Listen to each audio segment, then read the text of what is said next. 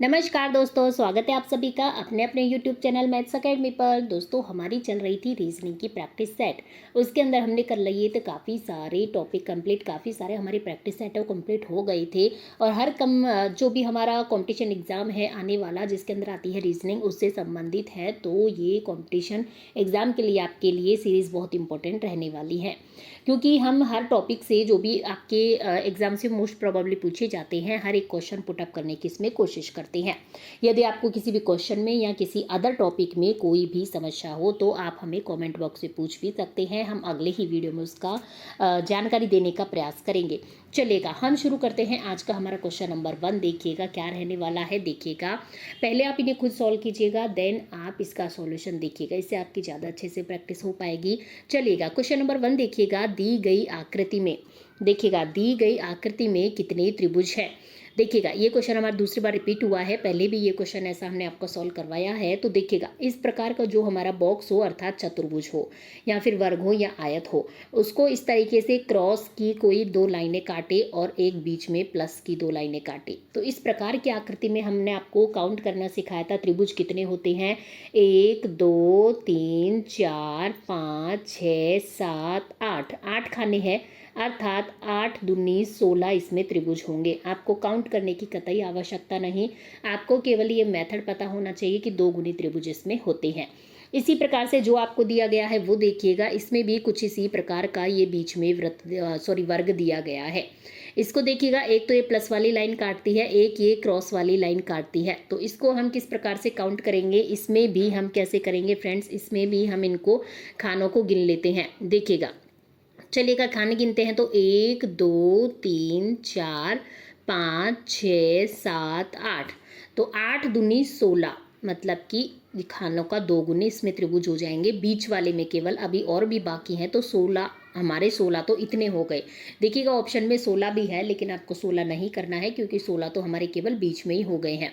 इसके अलावा मैं बात करूँ तो देखिएगा, ये हो गया है हमारा 17वां साइड में, और एक दूसरे साइड हो गया है हमारा 18वां, ठीक है। और 19वां मैं बताऊं तो जो ये साइड में ये वाला त्रिभुज है, इससे एक बड़ा त्रिभुज भी बन रहा है। देखिएगा, ये वाला आप त्रिभुज देख पा रहे हैं, एक ये हो गया 19वां, और एक इस वाले छोटे त्रिभुज से भी एक बड़ा त्रिभुज बनता है, ये हो गया हमारा 20वां। इस प्रकार से हमारे जो कुल त्रिभुज हैं, इसमें 4 और ऐड हो जाएंगे, छोटे से 4 त्रिभुज और बन रहे हैं, इसका मतलब 20 इसमें टोटल नंबर ऑफ ट्रायंगल हो जाएंगे। इस प्रकार की वीडियोस, जो इस प्रकार के क्वेश्चन है, हमने काफ़ी वीडियोस इस प्रकार के इसमें डाले हैं। यदि आपने वो नहीं देखे हैं तो वो देखिएगा, ताकि आपका इन सभी से संबंधित सभी कन्फ्यूज़न दूर हो सके। ऐसे प्रश्नों में क्या होता है फ्रेंड्स, आपको काउंट नहीं करने होते, थोड़ी सी ट्रिक पता होनी चाहिए, उससे आपका समय बच जाता है एग्जाम में। चलेगा, आगे की ओर हम बढ़े तो अगला प्रश्न हमारा देखिएगा, नीचे दिए गए प्रश्न में संबंधित संख्या को चुनिए। देखिएगा, 50 से आप 65 किस प्रकार से ला सकते हैं, उसी प्रकार से आपको 101 से यहाँ संबंधित संख्या लानी है। चलेगा, हम आपको 2 सेकंड का कुछ समय देते हैं, आप मुझे इसका कमेंट बॉक्स में थोड़ा सा जवाब देने का प्रयास कीजिएगा। तब तक हम आपको बता देते हैं, हमारे आज की वीडियो में रहने वाले हैं 15 प्रश्न, और 15 अलग अलग टॉपिकों से संबंधित प्रश्न हैं। सभी बहुत इंपॉर्टेंट हैं, सभी का आप अपने आप से सॉल्व करने का पहले प्रयास कीजिएगा, देन आप हमारा सॉल्यूशन देखिएगा। और यदि आपको और इसी प्रकार की प्रैक्टिस करनी है रीजनिंग या मैथ से संबंधित, तो आप अपने इस चैनल को सब्सक्राइब कर सकते हैं, यदि आप इस चैनल पर नए हैं तो। यदि आपको वीडियो या हमारा छोटा सा प्रयास पसंद आता है तो आप वीडियो को लाइक कर सकती हैं। चलेगा, मुझे उम्मीद है अब तक तो आपने इसे सॉल्व कर लिया होगा। देखिएगा, हम इसे आपको सॉल्व करके बताएं तो देखिएगा, 50 को मैं क्या लिख सकती हूँ, 50 को मैं 7 का स्क्वायर प्लस 1 लिख सकती हूँ क्या, 49 प्लस 1 50 होता है। इसी प्रकार 65 को मैं क्या लिख सकती हूँ, देखिएगा, 65 को मैं क्या लिख सकती हूँ, 65 को मैं 8 का स्क्वायर प्लस 1 लिख सकती हूँ क्या, 64 प्लस 1 8 होता, मतलब 8 का स्क्वायर प्लस 1 हो जाएगा 65, ठीक है। अब आप यहाँ पर क्या देख रहे हैं फ्रेंड्स, यहाँ पर है 7 और यहाँ है 8, 7 में 1 ऐड किया तो 8 आ जाता है, ठीक है। तो मतलब इधर की तरफ 7 है तो 1 ऐड करके इधर 8 का स्क्वायर उसमें 1 ऐड किया है। इसी प्रकार जो हमें दिया गया है, देखिएगा, हमसे दिया गया है 101, और यहाँ पर पूछा गया है कि 101 के समानुपात में कौन सी संख्या हमें प्राप्त करनी है। तो देखिएगा, 101 किसके स्क्वायर के पास होता है, 101 होता है 10 का स्क्वायर, 10 के स्क्वायर में मैं 1 जोड़ूँ तो मुझे 101 प्राप्त प्राप्त हो जाता है।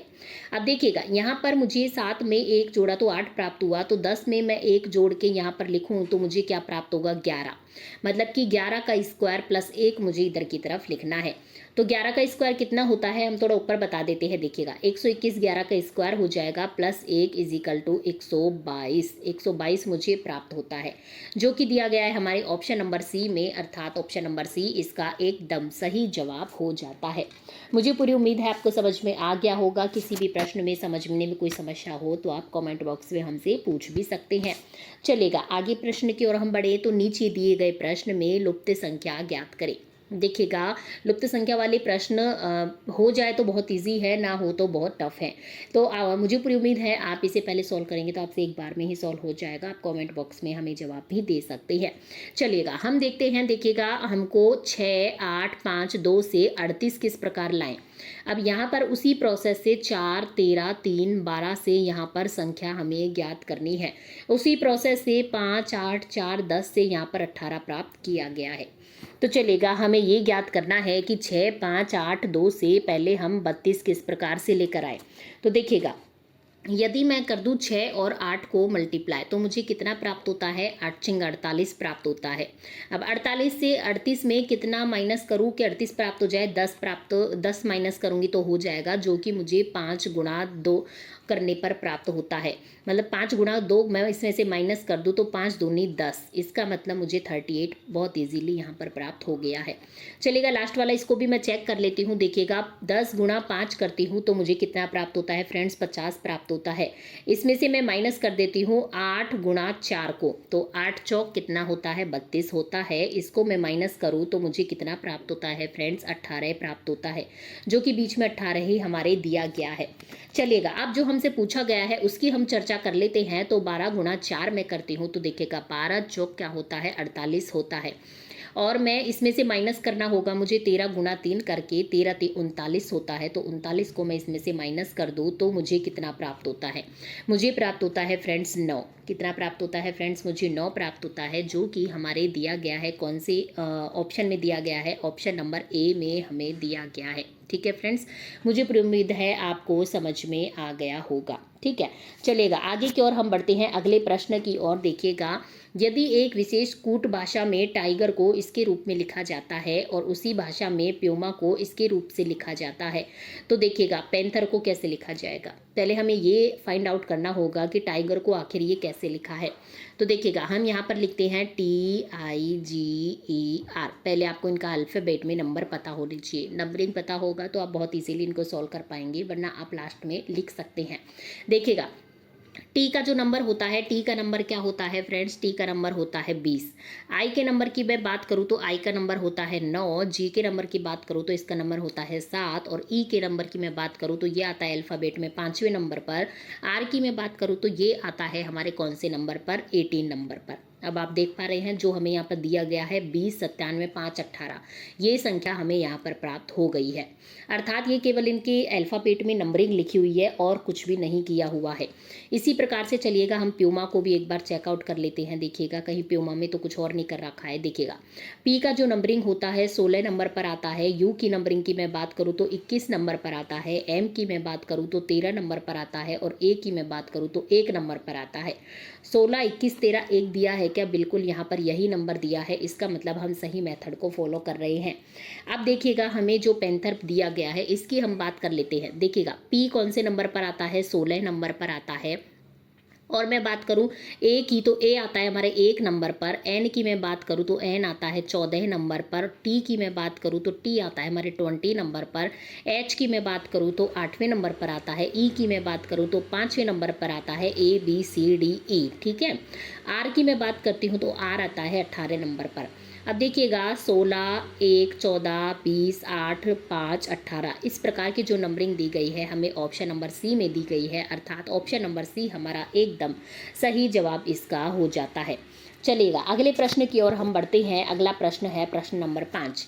असंगत आकृति का हमें चयन करना है। इसका मतलब क्या है कि 4 आकृतियों में से 3 सिमिलर हैं, एक थोड़ी अलग है, उसी का हमें चयन करना है। देखिएगा फर्स्ट आकृति की तरफ हम बढ़े तो कुछ 4 तीर के निशान दिए हैं और 2 हमें रोटेट, ये मतलब सर्किल दिया है, गोले दिए हैं।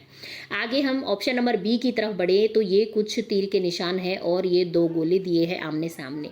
इसी प्रकार सी ऑप्शन में भी आमने सामने 2 गोले दिए हैं और 4 तीर के निशान है।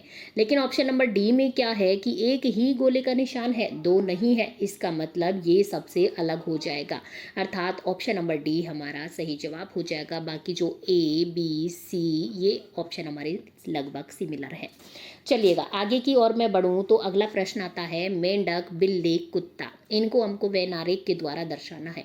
देखिएगा मैं देख पा रही हूँ कि मेंढक का बिल्ली से कोई संबंध नहीं, बिल्ली का कुत्ते से कोई संबंध नहीं, बिल्कुल तीनों अलग अलग हैं।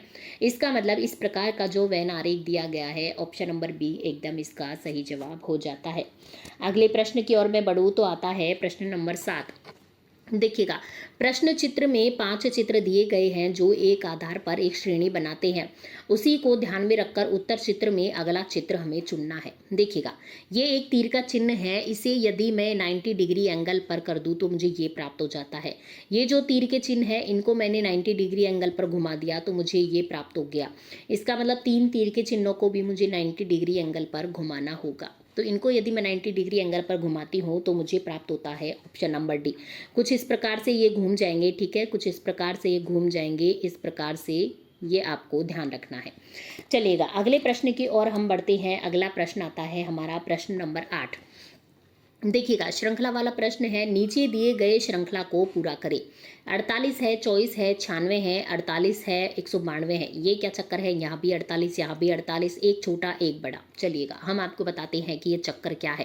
पहले हम ये नीचे लिख लेते हैं थोड़ा सा सीरीज को, ताकि आपको समझाने में रहे हमको आसानी। देखिएगा 96 लिख लिया है, देन है 48, देन है 192 और यहाँ पर हमें ज्ञात करना है। तो आप क्या देख पा रहे हैं फ्रेंड्स, ये संख्या बड़ी है, ये छोटी है, ये बड़ी है, ये छोटी है, ये बड़ी है। इसका मतलब एक संख्या छोड़ के एक संख्या की मैं यहाँ पर बात कर लेती हूँ तो देखती हूँ 48 से ये बड़ी है, बिल्कुल बड़ी है, 96 से ये बड़ी है, बिल्कुल बड़ी है। इसी प्रकार 24 से 48 बड़ा है, बिल्कुल बड़ा है। चलिएगा तो हम इसी तरीके से सॉल्व करने का करते हैं प्रयास।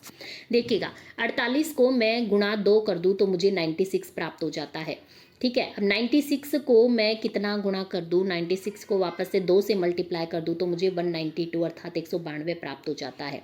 इसी प्रकार से देखिएगा 100 मतलब जो 24 है, 24 को मैं 24 दूना 48 होता है, गुणा 2 कर दिया तो ये प्राप्त हो गया। इसका मतलब 48 को गुणा 2 करके मुझे यहाँ पर लिखना है। 48 को गुणा 2 करती हूँ तो 48 दूना 96 होता है, अर्थात यहाँ पर 96 ही भरा जाएगा, जो कि ऑप्शन नंबर सी में दिया गया है। इसका मतलब इसका ऑप्शन नंबर सी एकदम सही जवाब हो जाता है। अगले प्रश्न की ओर हम बढ़ते हैं तो देखिएगा प्रश्न नंबर आता है 9।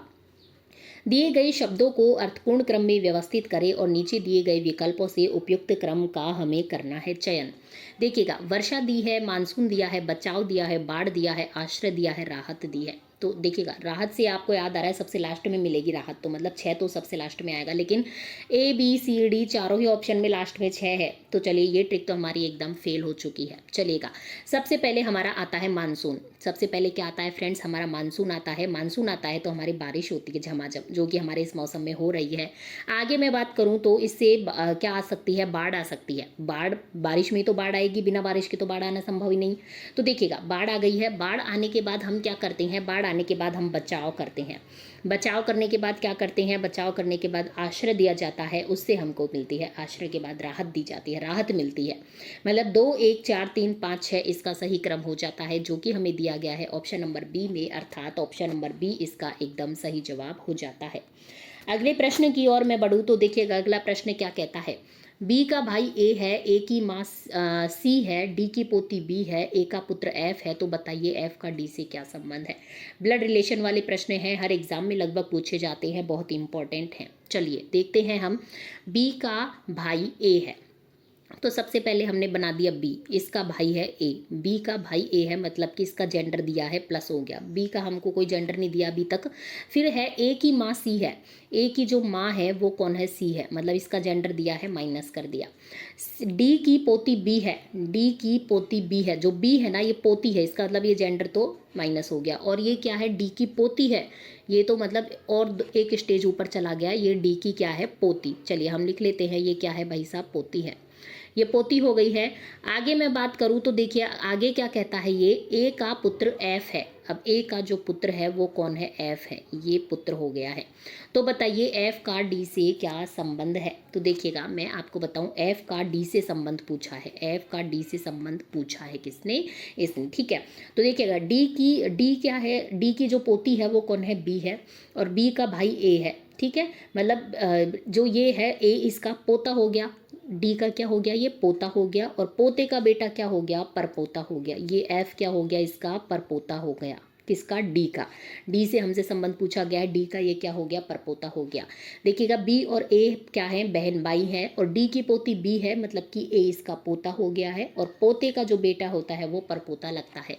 इसका मतलब कि जो ऑप्शन नंबर डी है परपोता, ये इसका एकदम सही जवाब हो जाता है। चलिएगा अगले प्रश्न की ओर हम बढ़ते हैं। अगला प्रश्न आता है हमारा प्रश्न नंबर 11। लक्ष्मण मेरे घर से पश्चिम की तरफ 15 किलोमीटर गया, फिर वह बाईं ओर मुड़कर 20 किलोमीटर चला, फिर वह पूर्व की ओर मुड़कर 25 किलोमीटर चला तथा अंत में बाईं ओर मुड़कर 20 किलोमीटर चला। वह मेरे घर से कितनी दूर था। सर्वप्रथम हम आपको, जैसा कि हर वीडियो में बताते हैं, आपको होना चाहिए दिशाओं का ज्ञान। हो सकता है आप हमारी वीडियो फर्स्ट टाइम देख रहे हो, तो ये हमें हर वीडियो में बताना होगा। देखिएगा राइट साइड की मैं बात करूँ तो पूर्व दिशा होती है, लेफ्ट साइड की मैं बात करूँ तो पश्चिम दिशा होती है, ऊपर की ओर बात करूँ तो उत्तर होती है, और नीचे की ओर बात करूँ तो दक्षिण दिशा होती है।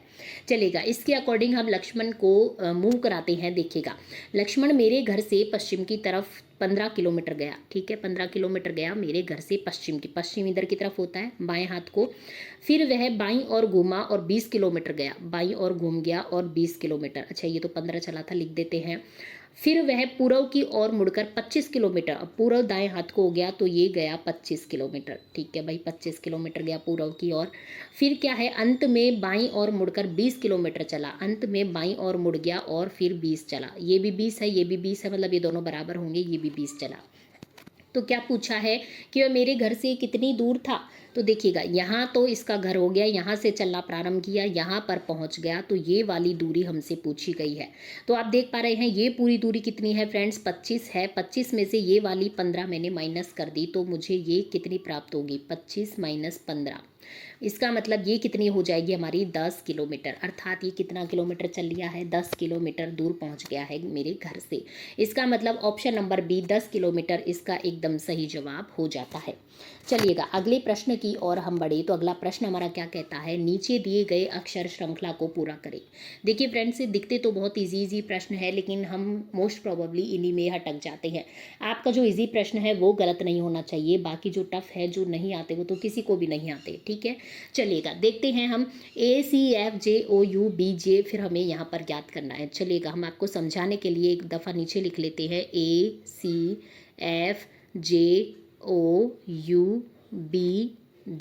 और यहाँ पर हमें ज्ञात करना है। तो देखिएगा मैं बताऊँ कि ए से सी तक जाने के लिए मुझे कितना क्रॉस करना होगा। ए आता है 1 नंबर पर, ABC, मतलब सी आता है तीसरे नंबर पर, मतलब ए में +2 करूँगी तो मुझे सी प्राप्त हो जाता है। अब सी में कितना ऐड करूँ कि मुझे एफ प्राप्त हो जाए, +3 करूँगी तो मुझे एफ प्राप्त हो जाएगा। आप अपने अकॉर्डिंग इनकी नंबरिंग आपको याद होनी चाहिए, हम एक एक की नंबरिंग बताएंगे तो बहुत ज़्यादा टाइम वेस्ट हो जाएगा, इसलिए आप अपनी कॉपी में इसको नोट डाउन करके नंबरिंग के अकॉर्डिंग सॉल्व करिएगा। देखिएगा एफ का जे में कितना अंतर है, +4 का अंतर आ जाएगा। जे से ओ के बीच अंतर की बात करूँ तो +5 का अंतर आ जाएगा। ओ से यू के मध्य आ जाएगा +6 का अंतर। इसी प्रकार यू से बी, फिर ये वापस उल्टा चलेगा, यू से जेड तक चलेगा, फिर जेड के बाद वापस ए बी, ठीक है।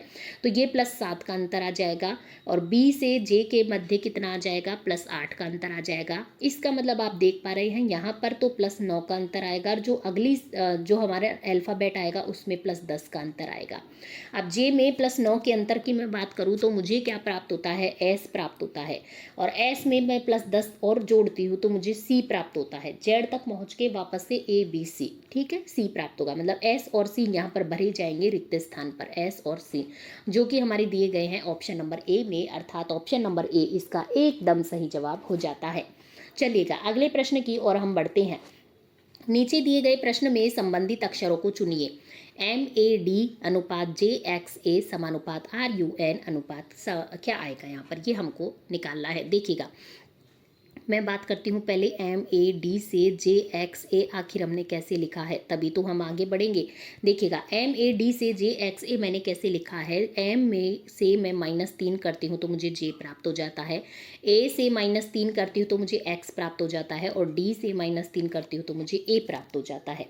इसी प्रकार जो हमसे पूछा गया है देखिएगा RUN, अब इससे मैं -3 कर दूंगी तो मुझे कितना प्राप्त होगा, R से -3 करूंगी तो मुझे O प्राप्त हो जाएगा, U से -3 करती हूँ तो मुझे R प्राप्त हो जाएगा, N से -3 करती हूँ तो मुझे कितना प्राप्त हो जाएगा, K प्राप्त हो जाएगा। यहाँ भी -3 किया है तो ORK, जो कि हमारे दिया गया है ऑप्शन नंबर डी में, अर्थात ऑप्शन नंबर डी इसका एकदम सही जवाब हो जाता है। चलेगा अगले प्रश्न की ओर हम बढ़ते हैं। तो अगला प्रश्न हमारा आता है प्रश्न नंबर 14। नीचे दिए गए आकृति का सही दर्पण छवि चुनिए। देखिएगा सही दर्पण छवि की मैं बात करूँ तो दर्पण हमारा ये है, तो दर्पण में क्या होता है, लेफ्ट टू राइट दिखता है और राइट लेफ्ट हो जाता है। तो इस प्रकार की दर्पण छवि की मैं बात करूँ तो कुछ इस प्रकार का बॉक्स हम फिर से बना देते हैं, और ये जो तिरछी रेखा है ऊपर से नीचे तक, ये इस कोने से स्टार्ट है, यहाँ पर तो इस कोने से स्टार्ट है, और यहाँ पर इस कोने से स्टार्ट हो जाएगी, इस तरीके से कुछ ये आएगी, ठीक है। और मैं बात करूँ तो देखिएगा हम और थोड़ा सा अच्छे से इसको बनाते हैं, इस कोने से इस कोने तक आएगी। अब देखिएगा ये जो दो लाइनें हैं ये इधर की तरफ हैं, इसका मतलब कि ये कहाँ दिखाई देंगी, चलेगा पहले हम ये वाली बना देते हैं, ये दो लाइनें यहाँ दिखाई देंगी। और ये जो हमारी ये जो प्याला सा है, मतलब आधा व्रत है, ये हमारा कुछ इस प्रकार से यहाँ पर दिखाई देगा। ये जो सर्किल है हमारा कुछ इस प्रकार से दिखाई देगा यहाँ पर, और हमारा ये जो चतुर्भुज है कुछ इस प्रकार से दिखाई देगा। इस प्रकार की जो हमें आकृति दी गई है ऑप्शंस में, ऑप्शन नंबर सी में दी गई है, अर्थात ऑप्शन नंबर सी इसका एकदम सही जवाब हो जाता है। अगले प्रश्न की ओर मैं बढ़ती हूँ। तो देखिएगा नीचे दिए गए प्रश्न में विषम शब्द की हमें करनी है पहचान।